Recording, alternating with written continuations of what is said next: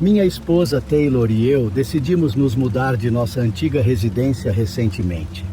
Ela estava desconfortável por estar tão próxima de sua família e desejava mais espaço entre nós e eles. Então, fizemos exatamente isso. Não temos filhos e ela deixou o trabalho há algum tempo, então estava bastante aberta às minhas ideias sobre para onde ir. Trabalho como eletricista, então trocar de cidade não é um problema para mim. Optamos por nos instalar no Novo México. Crescemos em zonas rurais, portanto, a mudança não foi uma alteração significativa em nosso estilo de vida. Isso aconteceu há uns 3 meses. Conseguimos um negócio excelente em uma propriedade rural. A casa é, sinceramente, mais espaçosa do que precisamos, já que somos apenas nós dois e nossa labrador preta, Lola. Contudo, pensamos em aproveitar o espaço adicional para talvez acolher novos amigos. Já estávamos acomodados há alguns meses quando percebi algo incomum.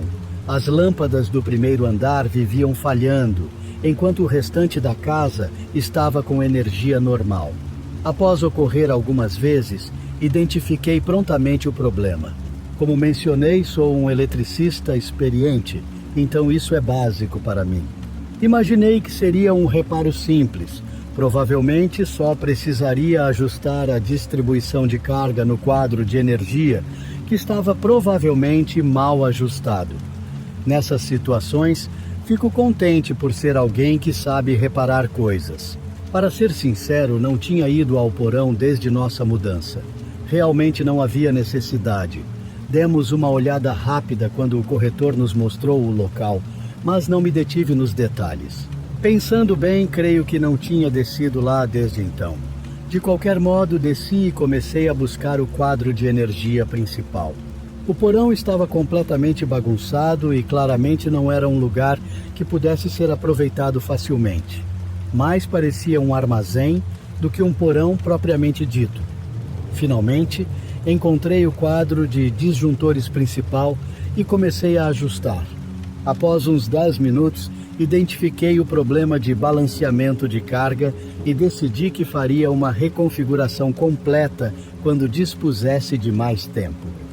Estava quase retornando para o andar de cima quando a curiosidade me pegou. Pensei que já que estava ali, valeria a pena explorar um pouco.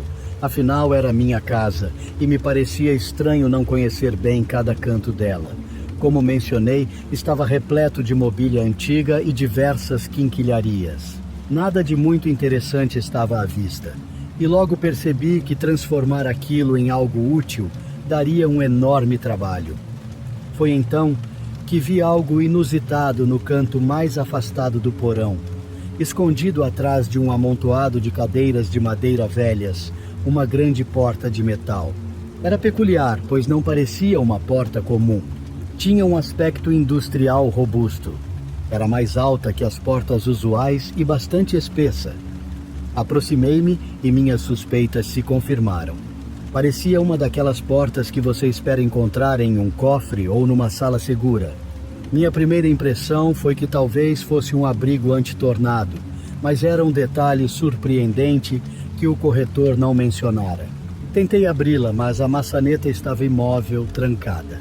Imediatamente subi e revirei o molho de chaves que o antigo dono nos deixara para casos de emergência, mas nenhuma delas servia na porta.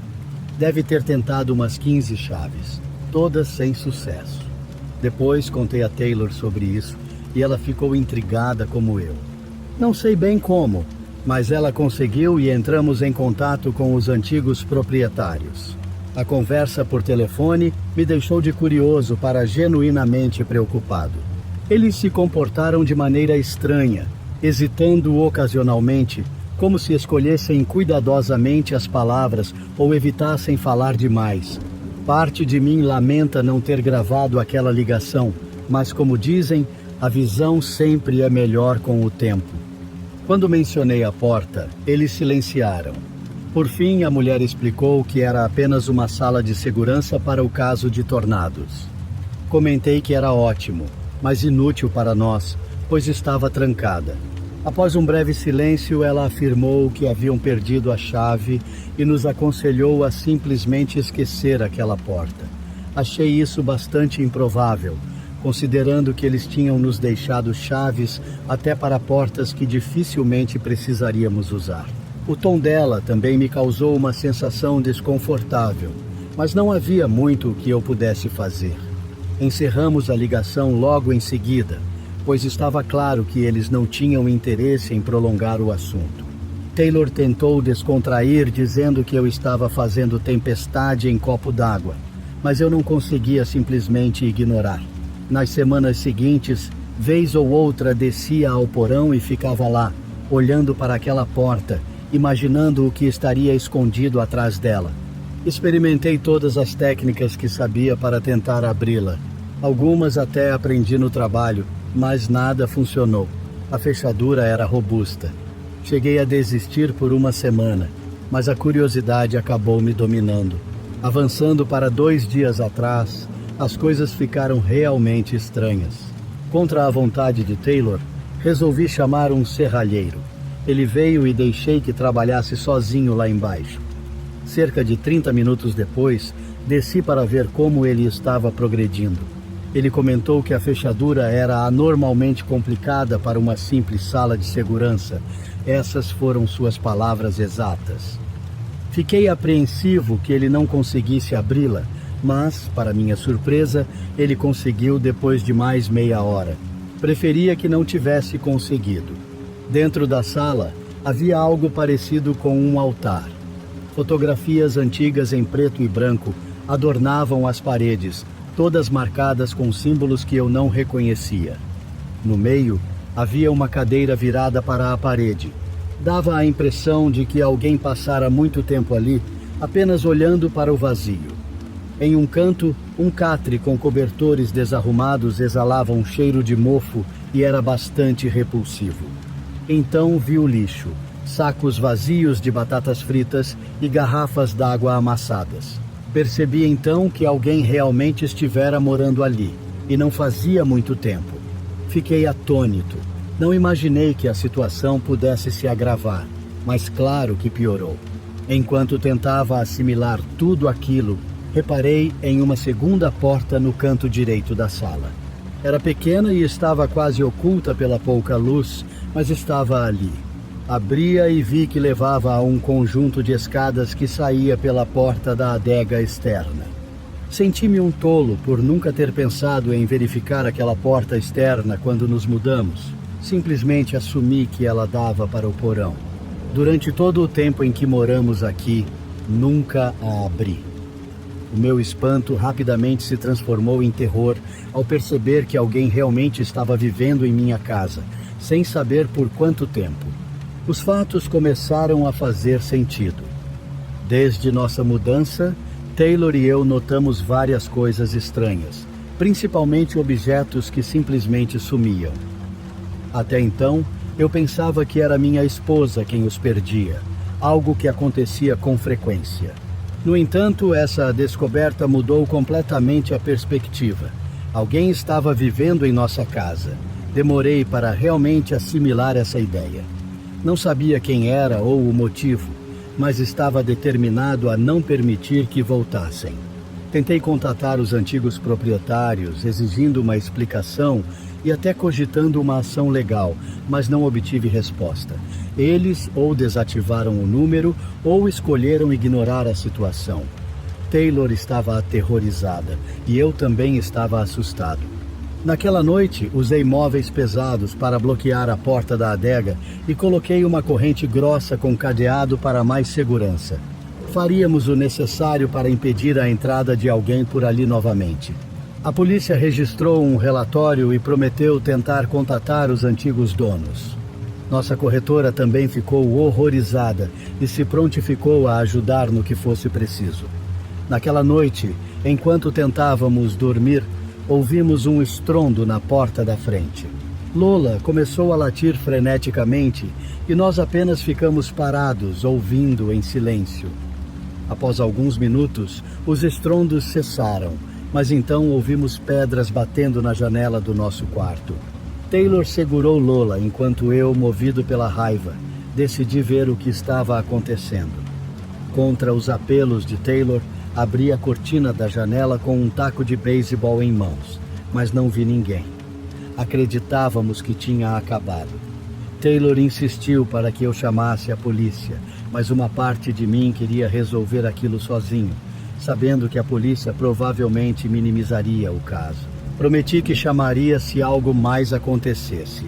Foi então que ouvimos o som de vidro se quebrando no andar de baixo. Desci correndo a tempo de ver duas figuras fugindo pela janela da cozinha quebrada. Nesse momento, chamei a polícia, que chegou rapidamente. Eles vasculharam a casa e o porão, mas não encontraram sinais de arrombamento na sala do abrigo, nem ninguém na propriedade. Sua teoria era que o intruso ficou irritado ao se ver trancado para fora e decidiu nos intimidar. Estava furioso e aterrorizado, e minha esposa estava profundamente abalada. A polícia intensificou as investigações, considerando agora um crime real, e continuou tentando localizar os antigos donos. Isso foi há 2 dias e ainda não tivemos retorno. Acredito que a presença da polícia tenha afastado os invasores por hora, pois não retornaram. Estou chocado que algo assim pudesse acontecer, e se não conseguirmos contato com o antigo proprietário em breve, não sei o que farei. Estou pronto para me defender, mas espero sinceramente que não seja necessário.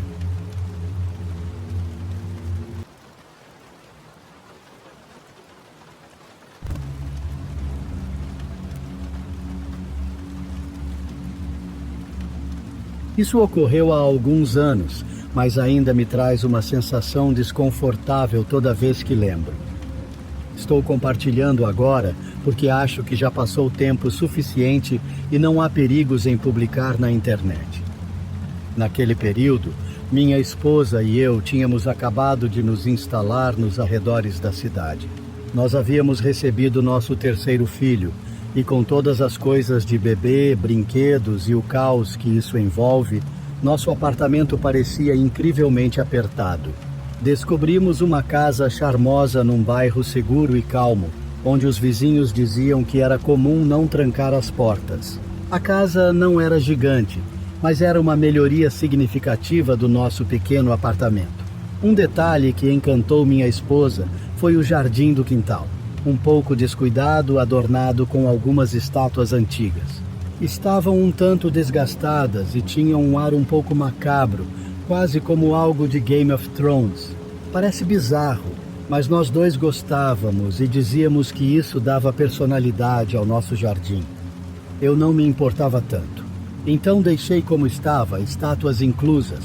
Pensava que era menos esforço para mim, o que era um bônus. Poucos dias depois de nos mudarmos, enquanto eu admirava o quintal pela janela, percebi algo incomum.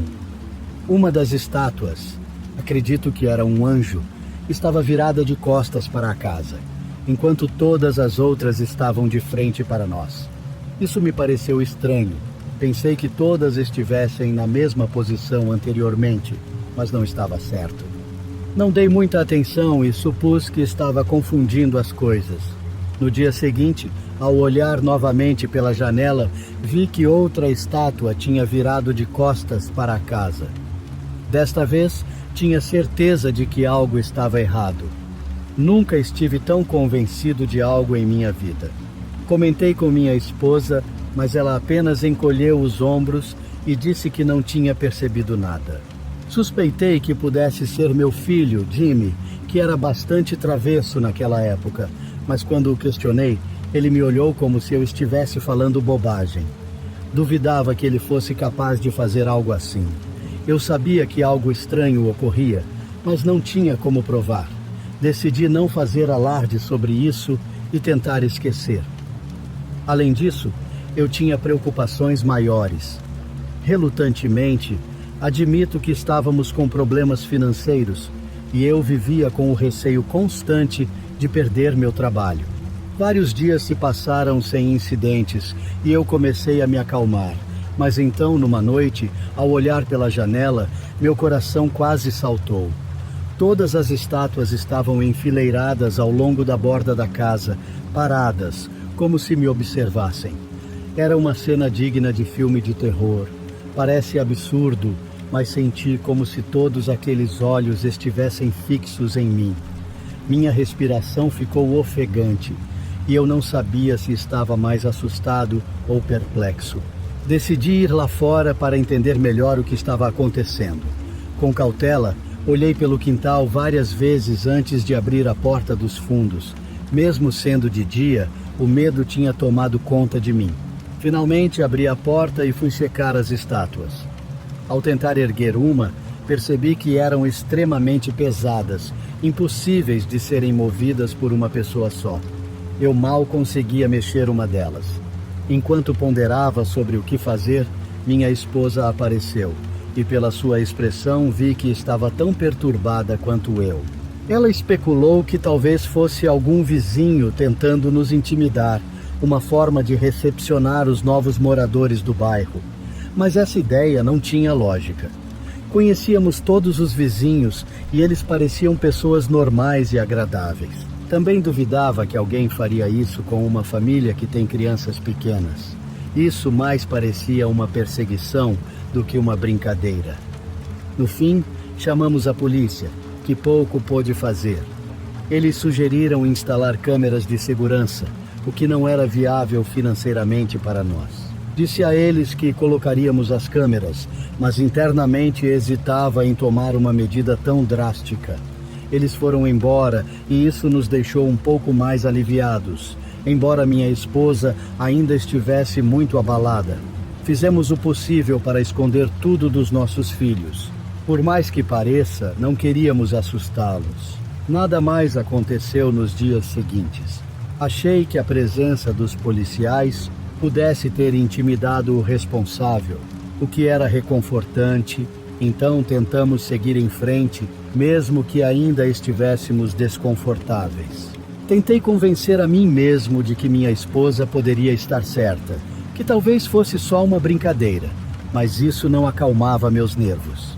Estava constantemente alerta, olhando pelas janelas a cada passagem, esperando ver outra mudança nas estátuas. Espero que ninguém tenha que sentir-se inseguro em sua própria casa. Vários dias se passaram tranquilamente. Comecei a acreditar que o pesadelo tinha acabado. E pela primeira vez em muito tempo, senti que a casa estava se tornando um verdadeiro lar. Estava completamente enganado. Era fim de semana, não recordo se sábado ou domingo, mas com certeza era fim de semana, pois as crianças estavam de folga da escola. Após o café da manhã, fui para o quintal brincar com eles, e foi então que vi, pintado em letras grandes e pretas na parede de trás da casa, a frase "Saiam daqui". Por pouco não soltei meu filho de susto. Instintivamente levei os filhos para dentro e pedi para minha esposa ficar com eles na casa. Embora eu geralmente não seja de confronto, algo me impulsionou e comecei a correr pelo jardim, gritando para intimidar quem quer que tivesse vandalizado nossa casa. A adrenalina tomava conta de mim e eu estava pronto para confrontar quem aparecesse, mas não havia ninguém ali. Eventualmente, parei de procurar. Ao voltar para casa, a adrenalina deu lugar a um medo profundo. Era grave. Alguém tinha deixado uma ameaça clara. Percebi que poderiam nos prejudicar e a situação provavelmente iria piorar. Chamamos a polícia novamente, que fez mais um relatório, mas sem pistas. Pouco podiam fazer.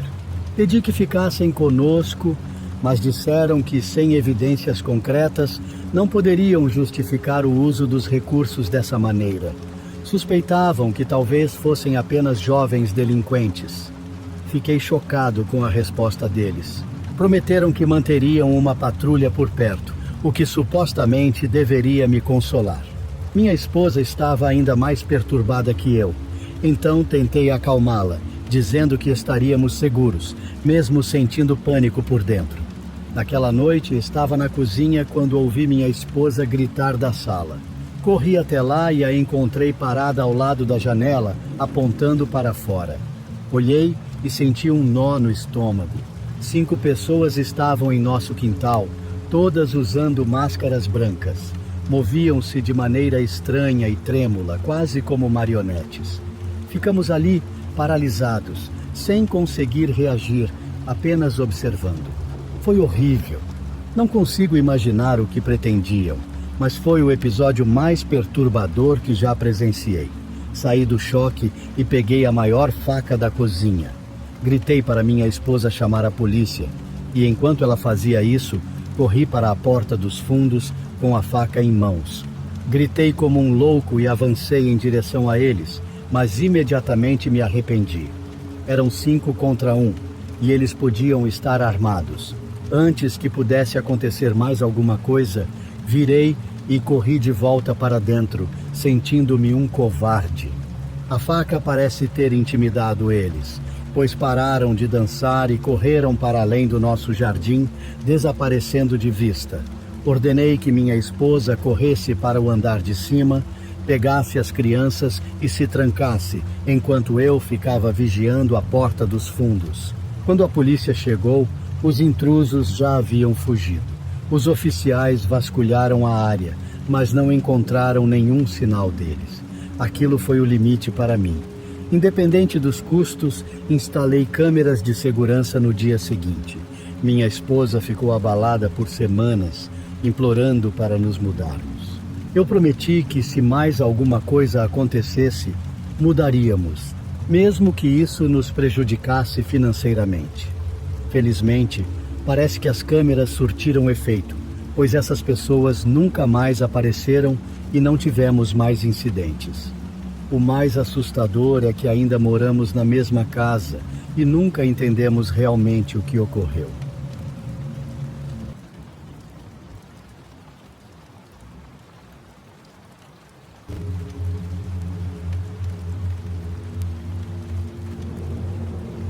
Eu trabalho em um restaurante drive-thru que funciona 24 horas e isso ocorreu algumas semanas atrás.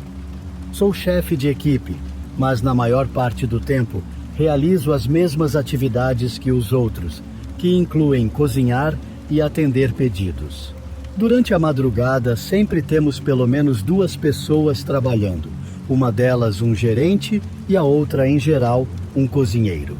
Nessa noite, o cozinheiro tinha ligado para dizer que estava doente, e quando tentei chamar alguém para cobrir o turno, ninguém estava disponível. Assim, à meia-noite, fiquei sozinho no local. Normalmente, o movimento no drive-thru é tranquilo durante a noite, e mais funcionários chegam às 4 da manhã. Então, eu não ficaria sozinho por muito tempo. Porém, isso significava que por 4 horas eu teria que fazer tudo por conta própria. Deixei meu headset ligado para ouvir se alguém chegasse ao drive-thru e comecei a executar as tarefas noturnas. Iniciei limpando e raspando os fogões, mas logo fui interrompido por batidas na entrada do restaurante. Me aproximei e vi um homem de pé na porta da frente batendo. Ele encostou o rosto no vidro e olhou para dentro, examinando o lugar até que seus olhos encontraram os meus. Me dirigi à porta enquanto ele me observava e, ao me aproximar, ele recuou, esperando como se achasse que eu abriria. Falei através do vidro que o salão estava fechado e que ele deveria usar o drive-thru para fazer um pedido. Ele parecia confuso. Então gritei novamente que as portas estavam trancadas e que ele precisava ir ao drive-thru. Ele não mostrou reação desta vez. Então voltei para a cozinha sem saber se ele havia entendido. Achei que ele eventualmente perceberia que as portas não seriam abertas. Continuei trabalhando nos fogões, gastando cerca de 15 a 20 minutos. Durante esse período, chequei a frente novamente para ver se o homem tinha ido embora, e pelo que vi, ele não estava mais lá. O estacionamento estava deserto e ele não estava na porta. Alguns minutos depois de terminar com os fogões, recebi um aviso pelo headset de que alguém estava no drive-thru.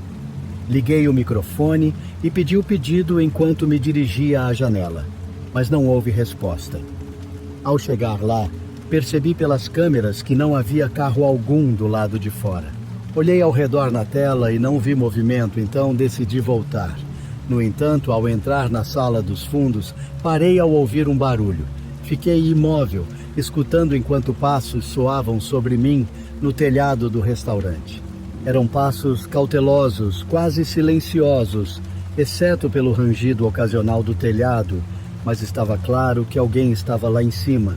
Segui o som dos passos com os olhos, rastreando pelo teto até alcançar a escada que dava acesso à escotilha de manutenção. Foi aí que entendi o que estava acontecendo. Corri até a escada e comecei a buscar alguma trava para fechar a escotilha, mas como nunca tinha feito isso antes, não sabia como funcionava ou se havia alguma trava disponível. Então, um rangido alto soou acima de mim e ouvi batidas vindas da escotilha. Depois de um momento, a escotilha se abriu ligeiramente e por uma fresta vi um par de olhos me observando. Corri para a entrada do prédio, ouvindo batidas fortes na área da escotilha, enquanto destrancava a porta e corria para meu carro. Liguei para a polícia enquanto estava sentado no carro, olhando freneticamente para as janelas do restaurante. Durante a ligação, notei uma sombra se movendo pelo balcão da frente. Então, um homem apareceu, parado no fundo do restaurante, olhando em minha direção. Logo depois, ele virou e desapareceu pela cozinha, deixando-me em pânico até a chegada da polícia. Eles revistaram o prédio por dentro e por fora, subindo até o telhado, mas o homem já tinha escapado. Nada foi roubado, nem equipamentos, nem dinheiro. Ele simplesmente invadiu e fugiu. Tentei não pensar muito no assunto, mas é difícil não achar que ele estava lá por minha causa. Como mencionei, isso é recente e ainda não há muitos detalhes sobre o caso.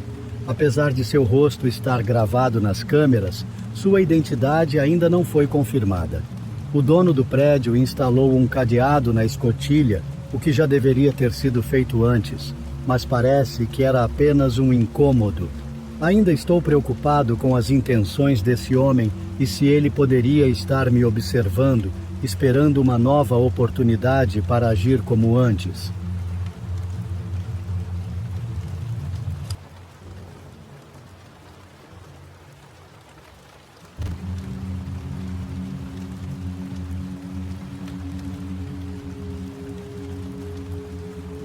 Passo muitos dos meus momentos livres trabalhando como entregador pelo DoorDash.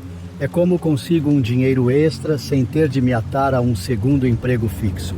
Naquela noite comecei minhas entregas por volta das 21 horas e segui aceitando pedidos até cerca das 23 horas, quando o movimento começou a diminuir.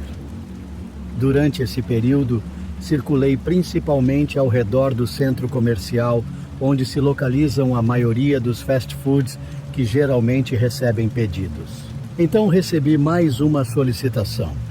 Era um pedido normal para entregar a uns 6 quilômetros de distância. Após retirar a comida, coloquei o endereço no GPS e notei que não se tratava de uma residência. Ampliei o mapa que mostrava apenas vias e prédios e o local marcado era uma rua sem construções aparentes, parecendo um terreno baldio. Mas, como o GPS do DoorDash às vezes falha, decidi ir até lá e pensar em ligar para o cliente se encontrasse algum problema. Demorei cerca de 20 minutos para chegar à rua indicada. Era um local muito isolado, sem casas ou cruzamentos próximos, nem tráfego de veículos. Ao final, a rua se transformou em uma via de cascalho, e à beira havia uma velha placa de madeira já ilegível. Entrei no caminho de cascalho, acionei os faróis altos e logo avistei algo à distância. Ao me aproximar, meu celular indicou que eu havia chegado ao destino. Nos faróis, vi uma pequena construção móvel, talvez um trailer, com números mal pintados na porta. Conferi novamente no celular. 2760 era o endereço. Desembarquei com o pedido e caminhei em direção ao trailer. Ao me aproximar, o cenário era um tanto inquietante. O trailer estava coberto por vegetação e parecia velho, algo estranho para uma construção feita para ser movida. Toquei a campainha e aguardei.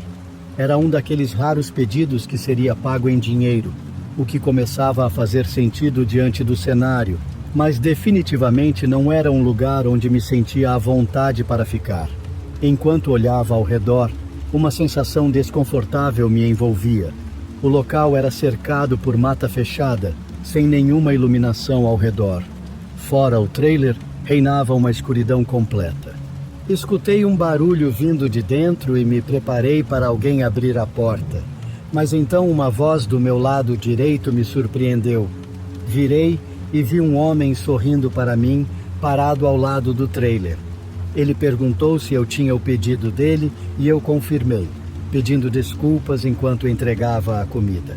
Passei a ele o total a ser pago.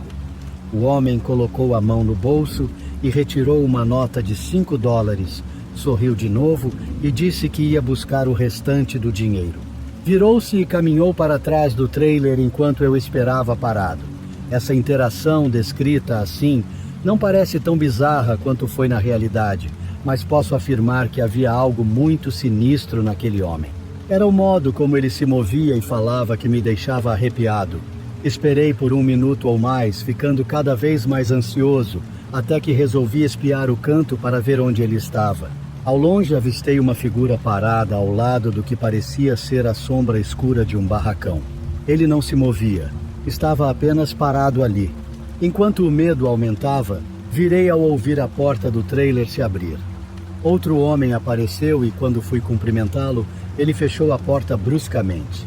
Meu coração disparou e olhei novamente para o homem perto do barracão. Ele estava voltando para o trailer, agora segurando algo que parecia ser um bastão longo ou um rifle. Corri para o carro, entrei rapidamente e liguei o motor com as mãos tremendo enquanto dava ré. O homem apareceu ao lado do trailer e permaneceu lá, calmamente na escuridão enquanto eu me afastava. Não tinha certeza do que estava acontecendo, mas definitivamente não queria descobrir. Voltei direto para casa após isso e pensei em chamar a polícia, mas estava confuso sobre o que realmente havia acontecido. No final, optei, infelizmente, por não notificar as autoridades. O que quer que tenha ocorrido naquela noite ficará apenas como um encontro bizarro e sem explicações sobre sua verdadeira natureza.